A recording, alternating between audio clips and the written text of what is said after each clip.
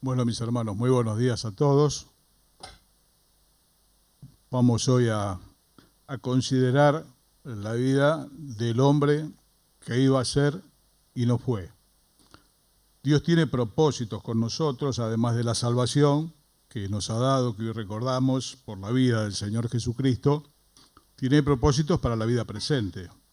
Hay un objetivo que es eterno, que el Señor cumplió perfectamente, pero hay propósitos de Dios para la vida presente, para con cada uno de nosotros.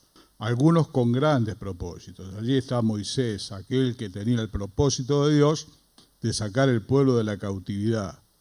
Ahí encontramos a Pablo en el Nuevo Testamento, con una encomendación del Señor muy grande, muy grande. Y otros más pequeña, tal vez como Ananías, aquel que lo asistió cuando él estaba ciego. Bueno, como relata el Señor en el Evangelio, a algunos se le dio 10 talentos, a otros se le dieron 5, a otros se le dio 1. Pero lo cierto es que a cada uno de nosotros hemos recibido del Señor algo, un propósito, además de nuestra salvación eterna, que deseamos de todo corazón poder llevarlo adelante.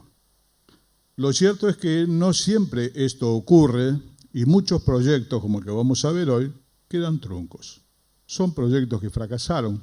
Tantos proyectos, ¿no? A veces vamos por la ruta, vemos edificaciones enormes, ¿no? Viajando a la costa y cerca, un edificio enorme, La Losa, hace 30 años que está ahí. No se sabe qué pasó. Quedó por la mitad, se lo termina demoliendo porque después la losa ya no sirve, los hierros se oxidan. Cosas que iban a hacer, gracias Mari, cosas que iban a hacer y no fueron. Y yo quería considerar con ustedes la vida del primer rey del pueblo de Israel, que se llamó Saúl. Primera Samuel 15, vamos a leer, los que quieran acompañar la lectura en sus Biblias, nos relata la historia de este hombre, no solamente Primera Samuel 15, el relato de la historia de la vida de Saúl es bastante extenso y haremos bien en leerlo todo en Primera Samuel y nos va a ser de mucho provecho, hermano. La Biblia es el espejo donde mirarse, donde mirar lo que pasó con la vida de otros y tomar consejo. Este hombre fue el primer rey de Israel. No estaba en el propósito de Dios que Israel tuviese un rey humano, porque el rey de Israel es Dios para siempre y el rey de su pueblo hoy también es Dios para siempre. Dios gobernaba a su pueblo a través de los jueces, lo gobernaba a través de los profetas y todas las cosas iban bien, pero en un momento ellos quisieron tener un rey como tenían las demás naciones. Esto desagradó en el corazón de Dios, sin embargo le dijo a Samuel, la autoridad de aquel momento, escucha al pueblo en lo que te dice, porque no es que no te quieren a vos, no me quieren a mí. Así que encomienda esta tarea a Samuel de encontrar a este rey, le da algunas órdenes de cómo va a ser para encontrarlo. Sabiendo Dios todas las cosas, ya en el libro de Deuteronomio, Dios pautó cómo iba a ser si alguna vez tenían rey sobre ellos. Ya le dio las indicaciones mucho antes que Saúl nazca y nazca Samuel y todo, porque sabía que tarde o temprano el pueblo iba a buscar eso, ser como los demás, lo cual es un gran problema, ¿no? A veces tenemos a los demás como referencia. Y los demás, no, los demás son los demás, el pueblo de Dios es el pueblo de Dios, los demás son los demás, tu vida es tu vida y la mía es la mía. Y cada uno le va a dar a Dios razón de sí, sin lugar a duda. Así que, sabiendo estas cosas, en Deuteronomio se especifica cómo va a ser el rey, que alguna vez ellos van a querer tener. Será de entre tus hermanos. No va a juntar riqueza para sí, no va a juntar caballos, muchos para sí, no juntará mujeres en exceso para sí, como hacían muchos reyes. Y bueno, llegado Salomón, que tuvo 1000 mujeres, 700 esposas, 300 concubinas. Todos estos proyectos de monarquía, salvo algunos, casi todos fracasaron y fueron un problema para el pueblo.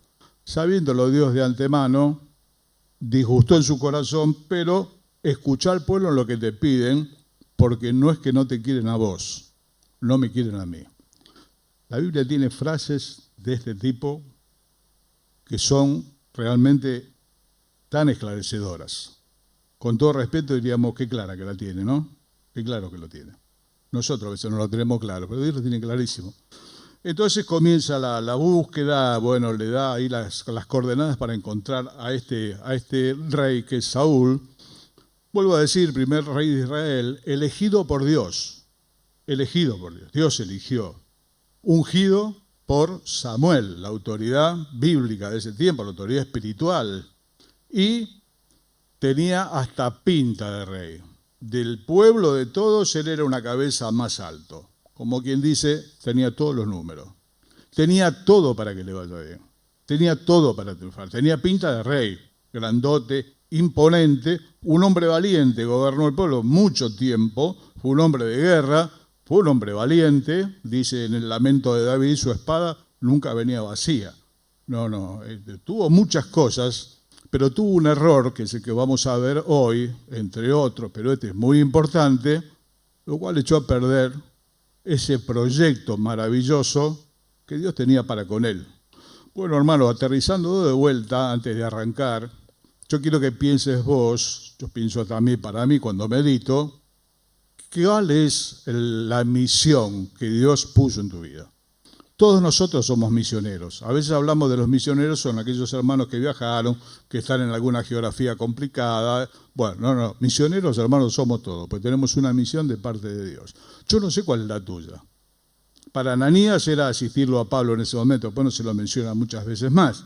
Y conocemos lo de Pablo, pero cada uno de nosotros, algunos pensó que hay una parte, hermano, si no el Señor te hubiese llevado al cielo con él. Hay una parte, hay algo que Dios quiere hacer a través tuyo, hay algo que Dios quiere hacer a través mío, y lo bueno y el ruego sería poder cumplirlo. Tener esa porción que tuvo Pablo sobre el final, decir, corrí la carrera, peleé la batalla y guardé la fe. Proyecto cerrado. Estamos considerando el viaje de Pablo a Jerusalén, a Roma, en los viernes. Bueno, es un contracorriente permanente. Pablo viaja contracorriente todo el tiempo, pero el Señor le dijo, vos tenés que llegar a Roma, tenés que testificar, y va contra la corriente como van los salmones. Contra la corriente van y van y van, y se van deformando en el camino los salmones, atravesando cascadas, saltan, llegan hasta llegar a su lugar. Cuando llegan a su lugar, que es el lugar donde nacieron, allí desoban y allí se mueren y se los lleva el agua. Propósito cumplido, cerrado. Con todo Dios tiene un propósito, cuanto más con tu vida y con la mía. Lo primero es saberlo, y lo otro es que no fracase, hermano, que no fracase. Yo quisiera llegar, lo digo muchas veces, quisiera llegar a la otra orilla. Pasaron varios años, pero los años que quedan, si es que quedan y Dios los tiene, cuando se juntan muchos años, son muy peligrosos también. Los años de la juventud son muy peligrosos, y los años de la vejez también son muy peligrosos, porque la fuerza falta, porque a veces nos relajamos, porque nos permitimos cosas que no nos tenemos que permitir, porque tantos años, tantas cosas, y son muchos los que fracasaron en el proyecto sobre el final casi de sus vidas, en el último tramo. Así que en 1 Samuel 15 vamos a leer la palabra de Dios. Dios le hace una encomendación a Saúl muy seria, muy fuerte, muy controversial también entre la gente que conoce algo de la Biblia, que no son cristianos, pero conocen algo de la Biblia, utilizan este pasaje para defenestrar la persona de Dios. Vamos a leerlo, después haremos alguna aclaración. Verso 1 dice, después Samuel dijo a Saúl, Jehová me envió a que te ungiese por rey sobre su pueblo Israel. Ahora pues, está atento a las palabras de Jehová. Así ha dicho Jehová de los ejércitos. Yo castigaré lo que hizo Amalec a Israel al oponérsele en el camino cuando subía de Egipto, algo que había pasado antes. Verso 3. Ve pues y hiere a Amalec y destruye todo lo que tiene. No te apiades de él. Mata a hombres, mujeres, niños y aun los de pechos, vacas, ovejas, camellos y asnos.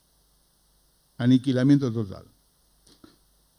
Verso 4, Saúl pues convocó al pueblo y le pasó revista en Telaim 200.000 de a pie y 10.000 hombres de Judá. Viniendo Saúl a la ciudad de Amalec, puso emboscada en el valle, le dijo a los ceneos, un grupo distinto, váyanse, apártense, salgan entre los de Amalec, para que no los destruya juntamente con ellos, porque ustedes mostraron misericordia a todos los hijos de Israel cuando subían de Egipto, y se apartaron los eneos de entre los hijos de Amalec. Y Saúl derrotó a los amalecitas desde Jávila hasta llegar a Shur, que está al oriente de Egipto, y tomó vivo a Agag, rey de Amalec, pero a todo el pueblo mató a filo de espada. Y Saúl y el pueblo perdonaron a Agag y a lo mejor de las ovejas y al ganado mayor, de los animales engordados, de los carneros, de todo lo bueno, y no lo quisieron destruir, pero todo lo que era vil y despreciable destruyeron. Vino pues palabra de Jehová a Samuel diciendo: me pesa haber puesto por rey a Saúl, porque se ha vuelto de en pos de mí y no ha cumplido mis palabras, y se apesadumbró Samuel y clamó a Jehová toda aquella noche. Un relato muy fuerte, le decía, es muy controversial entre personas que conocen algo de la Biblia pero no son del Señor, que de cómo Dios, de amor, manda exterminar toda una nación, Amalec.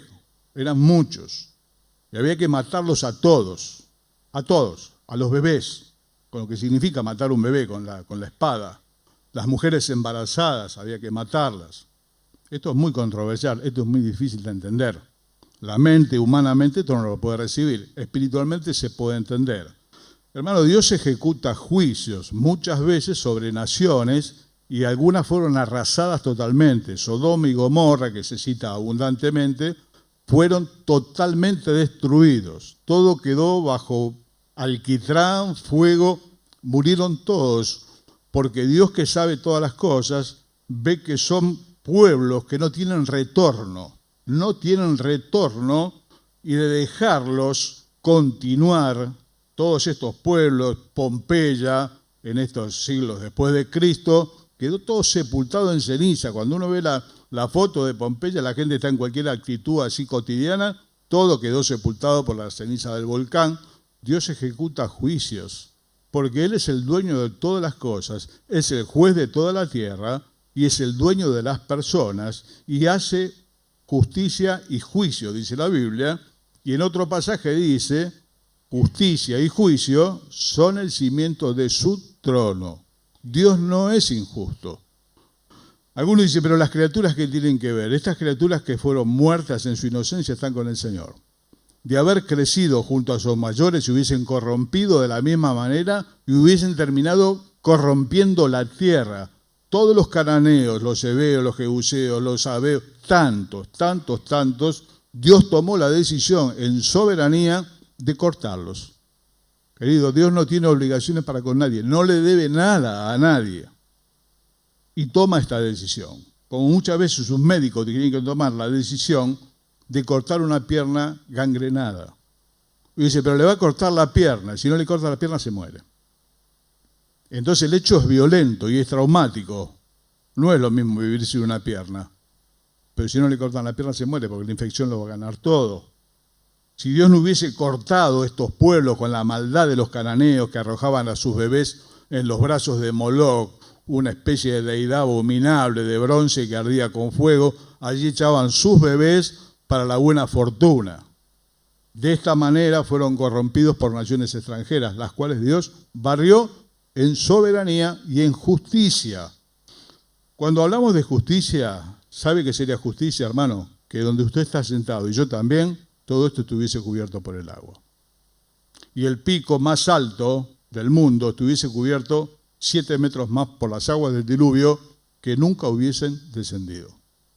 Porque toda aquella generación anterior al diluvio se había corrompido de tal manera que no tenía retorno. Y cuando Dios dice que algo no tiene retorno, es porque no lo tiene. En un momento dice, todavía no llegó al colmo la maldad del amorreo. Dios tomó muchísimo tiempo, siglos de paciencia, con muchas naciones, con muchas situaciones. A veces pensamos que Dios es rey de la iglesia. Dios es el rey de todas las cosas, el rey de los reyes, el soberano de los reyes de la tierra. Por lo tanto, hace con sus cosas como le parece. Y ejecuta juicios temibles. como pasó acá. Mas Dios, que es rico en misericordia, hizo flotar un arca, que era como una caja de zapatos, ¿no? Un barco muy especial, no era para navegar, era para flotar, y allí le dio a la humanidad una oportunidad nueva con Noé y su familia. Y más tarde, en la consumación de los siglos, Dios hizo el arca divina, que es la persona del Señor Jesucristo, para que todo aquel que cree no se pierda y tenga vida eterna. Este es el corazón de Dios. Quien no conoce estas cosas y se apoya en este texto solamente para defenestrar el carácter de Dios, obviamente no conoce a Dios, no conoce la palabra de Dios y opina sin saber desde la ceguera humana, lo cual es natural cuando alguien no es del Señor. Bueno, hermano, dicho estas cosas, continúa el relato. Saúl arma al pueblo, pone emboscadas, le dice a los eneos, córranse, vivían entre los de Amalec, los vamos a matar a todos, no va a quedar nadie, córranse, se corrieron y efectivamente mataron a todos. Pero, se trajeron al rey, Agag, al rey de Amalec, se lo trajo vivo, una buena posibilidad para negociarlo. Después se trajo lo mejor de Amalec, se trajo los animales, le perdonó la vida a todos ellos. Y lo demás no hay problema, lo matamos a todos, no importa, viejo, chico, bebé, no hay problema. Acá lo importante es la plata, lo demás va y viene, ¿no? Como se suele decir, la salud viene. Lo importante es la plata. Bueno, hermano, acá lo que entra es la media obediencia. No es que los creyentes no obedecemos. Yo creo que todo creyente renacido verdaderamente tiene el deseo de obedecer al Señor. El problema es que muchas veces obedecemos a medias, como lo hizo Saúl en esto. Yo no sé si le habrá parecido mucho. Yo entiendo que a él le pareció que su proyecto era mejor. ¿Para qué matar todo, las vacas? Todo esto es plata. Y los chicos no hay problema, lo matamos, lo dijo también. Pero esto lo traemos. Hermano, la obediencia a medias es prima hermana de la desobediencia. Es prácticamente lo mismo. Dios le dio una orden muy clara. Todos, los animales también. Pero ocurre que sus proyectos son mejores que los de Dios. Como nos pasa muchas veces a nosotros también, que nuestros proyectos son muchos mejores que los de Dios. Dios no sabe, Dios no entiende. No lo decimos así a boca de jarro desde acá, pero con nuestra forma de tomar decisiones mostramos que nuestros proyectos son mucho mejores que los de Él, que Dios no sabe, que nosotros sí sabemos lo que hay que hacer y lo hacemos como a nosotros nos parece. Bueno, el problema de obedecer es cuando no estamos de acuerdo. Ahora uno dice, qué necedad, ¿no? Como dice la Biblia, el tiesto con los tiestos de la tierra. No es sabiduría contender con el omnipotente, dice la palabra de Dios. Al Señor le obedecen los vientos, como nos leían hoy, los vientos, las toneladas de agua, los demonios. Tiene problemas con nosotros. Tiene problemas con nosotros. Tiene problemas con su criatura, tal como Él la diseñó. Alguien dice, pero ¿por qué no nos hizo a todos un robot? No sirve, hermano. Ahí no es el proyecto. El proyecto es que el hombre y la mujer desde su libertad le elija a Él. Ese es el gran proyecto de Dios. Pero acá hay ideas mejores. Cuando no estamos de acuerdo. Yo lo he dicho algunas veces y lo digo con temor de Dios. Tengo problemas con la soberanía de Dios. Me complica. Porque dentro mío, en mi maldad, vive un enano fascista que sabe perfectamente lo que hay que hacer, que entiende que los proyectos muchas veces son mejores. No lo digo desde acá. Se ven las decisiones que tomo. Ocurre que estas decisiones son buenas delante de nuestros ojos, no son buenas delante de Dios. Traen consecuencias siempre. A Saúl esto le costó el reino, le costó el proyecto. Esta obediencia media. A la gente no hay problema, lo matamos a todos. Pero esto también, ¿no? Bueno, esto no. Y hermano, dice la palabra de Dios en Isaías, un lamento del corazón de Dios. Si hubiese oído Israel mi voz, sería su paz como un río. Si hubiese oído Israel mi voz, sería su paz como un río.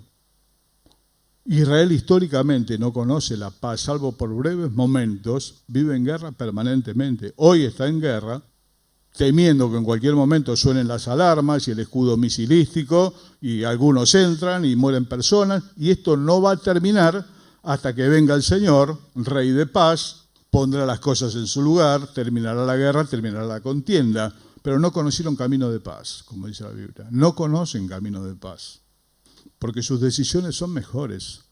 Porque desde el principio de Génesis, esto viene así.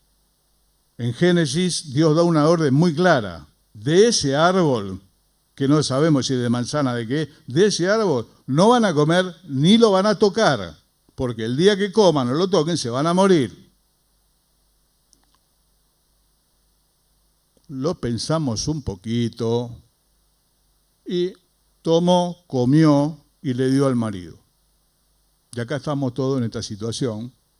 Y gracias a Dios por el remedio bendito que es la persona del Señor Jesucristo. Desde allí en más el pecado entró en la humanidad, hizo el desastre que nosotros vemos. ¿Por qué? Porque la mujer se puso a razonar en vez de obedecer. Acá se ve que Saúl hizo lo mismo. Empezó a pensar, ¿para qué este desperdicio? Lo traemos, ¿no? Como dijo Judas, ¿para qué este desperdicio con el perfume? No, sí, igual se va a morir, esto lo vendemos. Nuestros proyectos son mejores. Nuestros proyectos son mejores. Es difícil, hermano, obedecer cuando no estamos de acuerdo, pero nadie nos pidió que estemos de acuerdo. Yo te lo escuché muy claro, yo no estoy de acuerdo. Mira, hermano, no sea vos, a mí nadie me pidió que esté de acuerdo. Dios no está esperando que yo esté de acuerdo con Él. ¿Se entiende? Está esperando que haga lo que tengo que hacer, nada más. A veces estamos de acuerdo y nos parece que el proyecto es genial, pues estamos de acuerdo. El problema es cuando no estamos de acuerdo. Y ahí viene la lucha. Y le dijo el Señor a Pablo, Pablo, dura cosa te es dar coces, patadas contra el aguijón, en unas púas que dicen se ponían en los establos para que los caballos no pateen. Y ahí estamos nosotros luchando, pateando, destruyendo la vida, luchando con la soberanía de Dios, con la voluntad de Dios, destruimos nuestra vida, la de nuestra familia, fracasamos el proyecto y todo. Si hubiese oído Israel mi voz, sería su paz como un río. Es difícil, hermano, también obedecer a Dios cuando no nos conviene. Hay situaciones en que obedecer a Dios no nos conviene, y no nos conviene económicamente tampoco. La fidelidad a Dios cuesta plata. Nunca te olvides de esto. La fidelidad a Dios muchas veces se paga en efectivo. Hay trabajos, hay situaciones, hay dineros, hay cosas a las que hay que renunciar por amor de su nombre. Y aún a cosas lícitas, tal vez tu llamado te pide renunciar a cosas totalmente lícitas. Decía Pablo, ¿no tenemos nosotros derecho, como Pedro, de traer una hermana por mujer, de que recibamos tenemos derecho? Sin embargo, no lo tomaba. Hay muchas situaciones, y ser fiel al Señor es que si tenés la infracción, no sacás el billete con el registro y se lo das al policía. Si hay una infracción, que él abre el acta que tiene que labrar y nosotros seguimos nuestro camino. Y así un montón de cosas. Entonces, a veces, la obediencia, y hermano, no nos conviene. O en otros aspectos no nos conviene. Pero nosotros no estamos llamados, hermano, a hacer lo que nos conviene. Estamos llamados a hacer lo correcto. Pablo dice, todo me es lícito, no todo me conviene. Y hay aspectos, hermano, de la obediencia como que no nos conviene. Y no lo hacemos. Y se terminó. Ya está. Y aparece la frase salvadora. ¿Saben cuál es? El Señor sabe. El Señor sabe. Hermano, que el Señor sabe es una perogrullada. El Señor sabe absolutamente todas las cosas, lo que vos estás pensando, lo que pienso yo, sabe todas las cosas. Con esa frase que es verdad, lo que se hizo es una excusa para hacer lo que yo quiero, decir el Señor sabe, es el Dios de oportunidades, 32 millones de oportunidades, y esto no es verdad, porque Dios da las oportunidades que quiere dar, y a veces las oportunidades se terminan. Cuando Judas traiciona al Señor, sale del cenáculo, y dice el texto bíblico, y era ya de noche. ¿Terminó? Y era ya de noche. No, hermano, es mentira que las oportunidades son infinitas, lo cual no significa que vas a perder la salvación, y yo tampoco. Pero Dios da en soberanía. A algunos nos tiene muchísima paciencia, a otros menos, a otros muy poca. y nadie le puede decir qué haces con lo que es propio, es de Él. Entonces, quiera Dios, hermano, que nosotros podamos aprovechar estas oportunidades. No nos guiemos ni por lo que nos gusta, ni por lo que nos conviene, no lo hagamos. ¿Por qué? Porque nos va a ir mal. No nos basemos en el sentido común, ¿no? El más común de los sentidos, como se dice. Grandes problemas se arreglarían con una mayor cuota de sentido común en la humanidad, se arreglarían un montón de problemas, pero no siempre el sentido común se alinea con la Biblia, cuidado con esto. Pues el sentido común parte de acá, y no siempre tiene que ver con la palabra de Dios que está guardada acá. Esto que hizo Saúl es de sentido común. Bueno, dijo que los mate para que no se reproduzca la maldad. ¿Y los animales qué problema? Nos traemos a los animales, el rey sabrá dónde tiene el tesoro escondido. ¿Y a vos qué te dijo que tenés que opinar? Vos tenés que obedecer, no tenés que opinar. Pero a mí me parece, no importa lo que te parece. Pero yo no estoy de acuerdo, pero vos sabés que no tenés que estar de acuerdo. Frente a la palabra de Dios. ¿Se entiende? Una cosa es la palabra de Dios, otra cosa son cosas que a veces decimos los ancianos, los pastores, que obedezcan a los pastores, pero bueno, siempre que sea bíblico, si es antibíblico no lo hagas. Pero cuando la palabra de Dios es tan clara como acá en el verso 3, esto hay que hacerlo y se terminó. El relato continúa y en el verso 11 aparece una frase también desgarradora, donde dice el Señor, me pesa haber puesto por rey a Saúl. Antes le dijo, hacé oído a lo que te piden. No es que no te quieren a vos, no me quieren a mí. Y acá Dios dice, me pesa haber puesto a Saúl por rey. Es la misma palabra que aparece en Génesis capítulo 6, verso 6, cuando dice que Dios se arrepintió de haber hecho al hombre. Los únicos que nos podemos arrepentir somos los seres humanos que somos falibles. Dios no se equivoca nunca. La correcta traducción es esta. Pesó en el corazón de Dios haber hecho al hombre. Y de hecho lo extermina con las aguas del diluvio. ¿Hay injusticia? Ninguna. Y si todo esto estuviese cubierto de agua, justicia de Dios. Y si nunca hubiese habido cruz, justicia de Dios. La paga del pecado es la muerte. Justicia de Dios. Mas Dios, que es rico en misericordia, por su gran amor con que nos amó, aún estando nosotros muertos y en delitos y en pecados, envió al Señor, querido, por vos y por mí. Este es el corazón de Dios.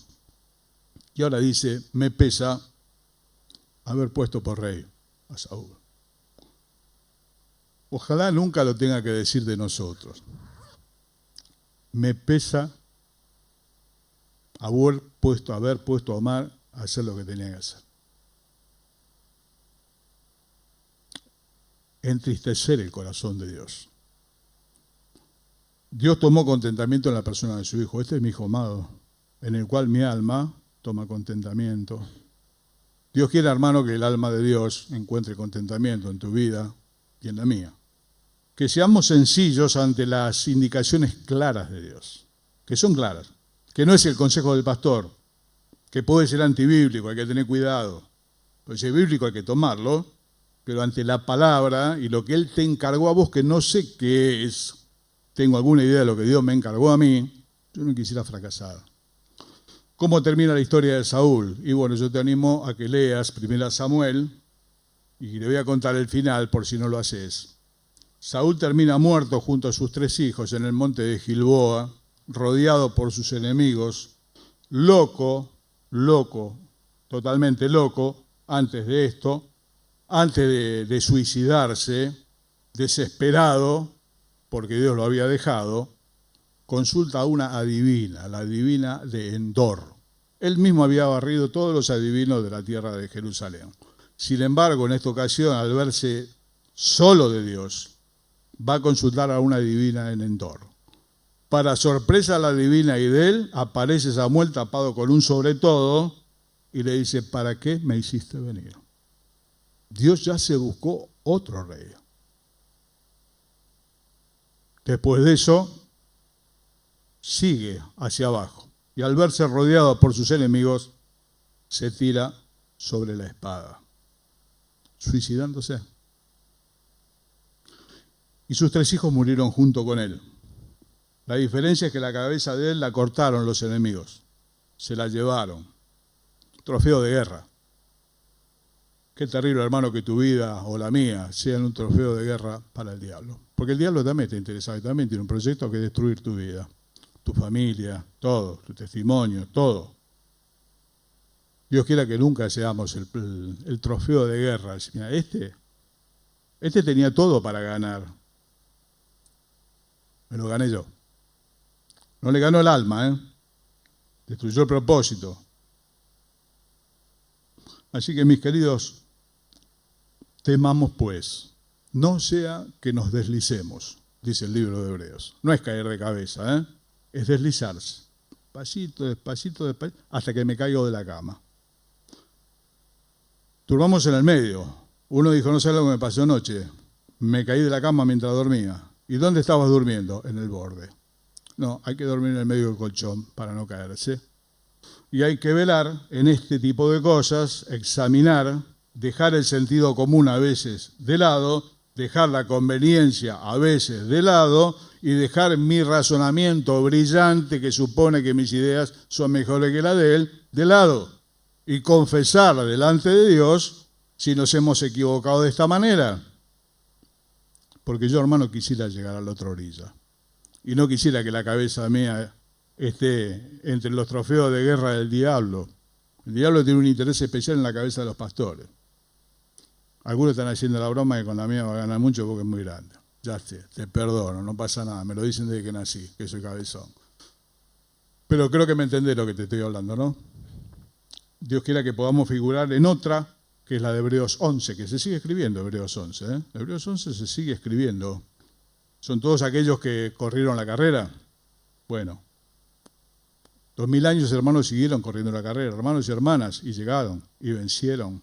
Y esta lista la conoce Dios. Nos dejó Hebreos 11, con eso nos alcanza, pero es una lista que se sigue escribiendo hasta el día de hoy. Vamos a considerar un momentito, vamos a bajar la cabeza. No seamos sin fruto, hermano. Esto para mí, yo lo tengo muy marcado. No quiero dejar de leer un segundo más, pasaje clave. Porque él es reprendido por Samuel, por lo que hizo, y le dice esto, que si no lo tenés marcado en tu Biblia, te pido que lo marques. Pedí una lapicera. Cuando lo reprende, Samuel le dice en el verso 22, se complace Jehová tanto en los holocaustos y víctimas como en que se obedezca a las palabras de Jehová. Ciertamente el obedecer es mejor que los sacrificios y el prestar atención que la grosura de los carneros, porque como pecado de adivinación es la rebelión y como ídolos e idolatría la obstinación. Por cuanto tú desechaste la palabra de Jehová, Él también te ha desechado para que no seas rey.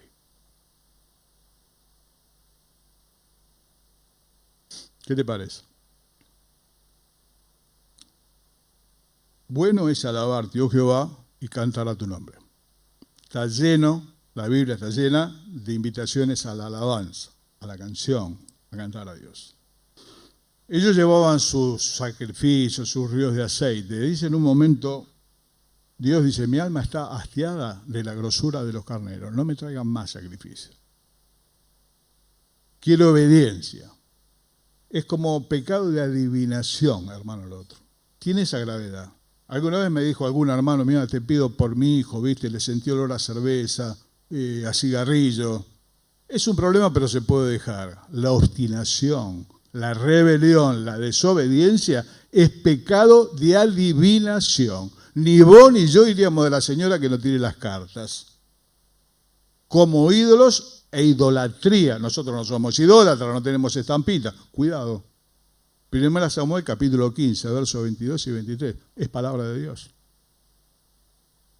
¿Vamos a seguir cantando? Claro que vamos a seguir cantando. Siempre que Él lo permita, vamos a seguir cantando. Pero Dios tiene puesto el ojo en otro lado. El mejor culto que se puede dar es la obediencia. Cuando no me conviene, cuando no me gusta, cuando mis ideas son más brillantes que las de Él. Oramos.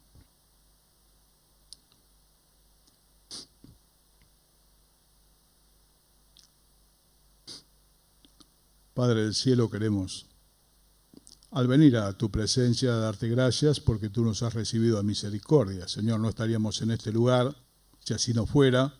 Por lo tanto, te bendecimos desde lo profundo de nuestro corazón por haber abierto esta puerta, Señor, para nosotros, que es Jesucristo. Él dijo, yo soy la puerta. Y hemos podido, Señor, atravesar esa puerta, entramos, salimos, encontramos pastos, salvación. Señor, queremos darte gracias por esto, por la eternidad que no podemos dimensionar. Pero, Señor, hoy hemos pensado en la vida de Saúl, de este hombre que tuvo todo, Señor, todo para vencer, para honrarte, Señor, y sin embargo naufragó como tantos otros en cuanto a la fe. Queremos rogarte por cada uno de nosotros, Señor, la obediencia, la obstinación, está arraigada en lo profundo de nuestro ser, Señor, del ser humano. Solamente tu gracia, Señor, la acción del Espíritu Santo puede revertir esta situación que hay en nosotros. Líbranos de nosotros mismos, Señor. Te suplicamos, líbranos de nosotros mismos. Líbranos del mal, no solamente del que hay afuera, sino del que hay adentro. Danos un corazón dócil, Señor, que cuando lee el texto de tu palabra, no lo cuestione, Señor, aun cuando no convenga, cuando no nos guste. Y te pedimos perdón por las veces que pensamos y hacemos que nuestras ideas son mejores que las tuyas. Señor, que tú nos perdones. Gracias por la sangre de la cruz. Nos limpia de todo pecado y hoy rogamos, Señor, que lo vuelva a hacer. Si hemos hecho estas cosas, si están en nuestro corazón, lávame en tu sangre, Jesús, como decía el poeta, y nibia blancura tendré. Te bendecimos y lo hacemos en el nombre del Señor Jesús. Amén. Buenos días, hermanos. Señor les bendiga. Nos encontramos Dios mediante el día martes a la oración en Argerich 5315.